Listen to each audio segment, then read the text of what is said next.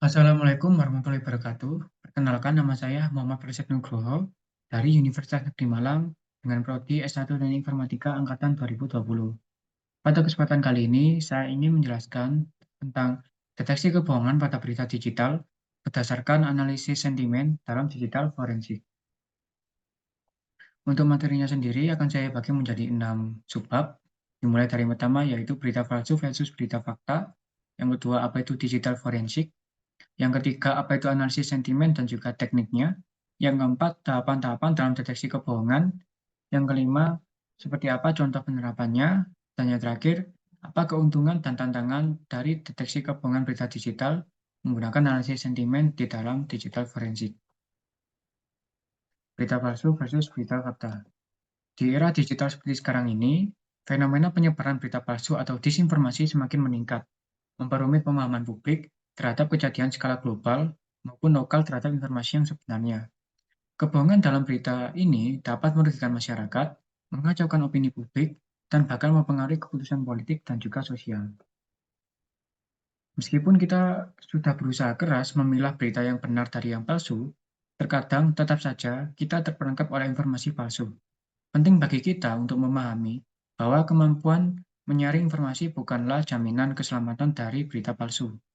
Seperti contoh dari gambar di sebelah kanan, di jam, pada tahun 2019 di zaman COVID, terdapat sebuah informasi yang dipercaya oleh cukup banyak orang, padahal sebenarnya informasi tersebut adalah hoax, di mana tisu basah dapat mengganti fungsi masker untuk mencegah virus corona. Padahal faktanya, penggunaan tisu basah dapat mempermudah partikel-partikel di udara menempel pada bagian kulit dan dapat terhirup tanpa sengaja. Tentu saja hal ini sangat berbahaya jika masyarakat tidak mengetahui faktanya. Oleh karena itu, diperlukanlah sebuah AI yang dapat mendeteksi informasi-informasi palsu di masa depan agar dapat membantu masyarakat untuk memilah-milah informasi yang hoax atau informasi yang fakta. Lalu, apa itu digital forensik? Digital forensik adalah cabang ilmu forensik yang khusus menangani pengumpulan, analisis, dan interpretasi bukti digital. Ini mencakup penggunaan teknik investigatif untuk mengungkap informasi dari perangkat dan sistem komputer serta jaringan. Lalu, tujuan deteksi kebohongan di dalam digital forensik itu apa saja? Di sini saya menulis dua hal. Yang pertama yaitu menerapkan analisis sentimen di dalam digital forensik. Hal ini bertujuan untuk mengidentifikasi kebohongan dan memahami reaksi emosional pengguna terhadap informasi digital. Lalu yang kedua yaitu meningkatkan keamanan dan kredibilitas informasi. Tentu saja hal ini sangat bermanfaat dikarenakan kita dapat meningkatkan kredibilitas informasi digital dengan mengidentifikasi, menganalisis, dan mengurangi penyebaran konten yang tidak akurat atau manipulatif. Dan berikutnya, apa itu analisis sentimen? Analisis sentimen adalah proses evaluasi dan interpretasi sentimen atau perasaan yang terkandung di dalam sebuah teks. Di dalam analisis sentimen sendiri dibagi menjadi 3 kategori, di mana kategori pertama adalah positif, lalu ada kategori negatif, dan juga ada kategori neutral. Lalu, apa relevansinya dengan deteksi kebohongan berita? Mengidentifikasi perbedaan antara respon emosional yang otentik dan manipulasi informasi, pemahaman ini menjadi kunci dalam mengevaluasi kebenaran atau potensi kebohongan dalam suatu konten. Lalu apa saja yang diperlukan untuk analisis sentimen? Terdapat 3 poin di sini yang saya sampaikan, di mana yang pertama tentu saja kita akan membangun sebuah model machine learning agar dapat mendeteksi berita tersebut masuk ke dalam kategori palsu atau fakta. Lalu yang kedua, kita akan menggunakan Natural Language Processing atau NLP.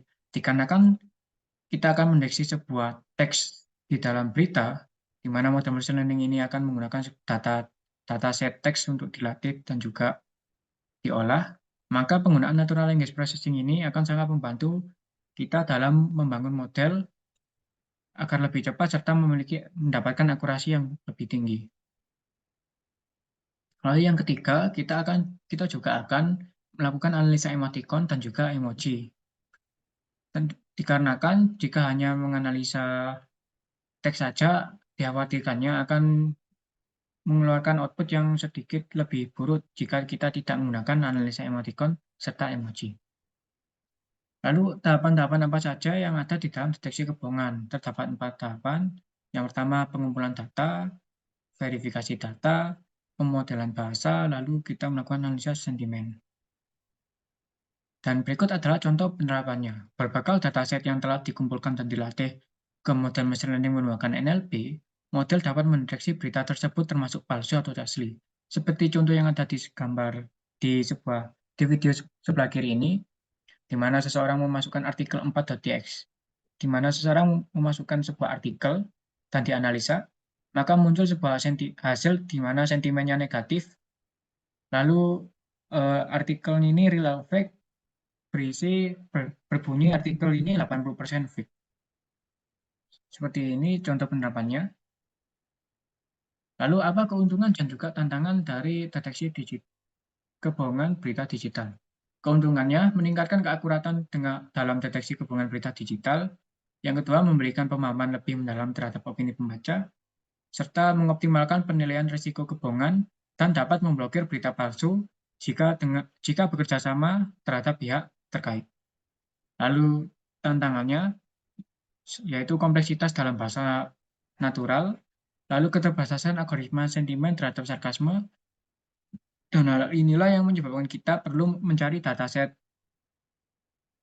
baru lagi dikarenakan dataset terkait sarkasme tersebut masih tergolong sedikit. Dan tantangan yang ketiga, seperti yang saya jelaskan tadi, yaitu keterbatasan data pelatihan. Lalu sebenarnya apa relevansinya dengan digital forensik? Relevansinya di sini saya menuliskan 4 poin, di mana yang pertama, analisis sentimen dapat menjadi instrumen penting dalam memahami dan memberikan opini serta reaksi pembaca terhadap informasi yang disajikan.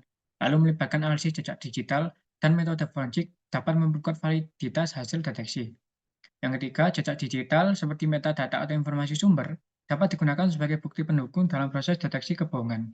Dan yang terakhir, penggunaan metode forensik dapat membantu memverifikasi keaslian dan integritas informasi digital. Kesimpulannya, menggabungkan analisis sentimen kebohongan dengan digital forensik membuat integrasi kedua teknik ini meningkatkan akurasi deteksi kebohongan. Mungkin sekian dari saya. Mohon maaf apabila ada salah kata. Wassalamualaikum warahmatullahi wabarakatuh.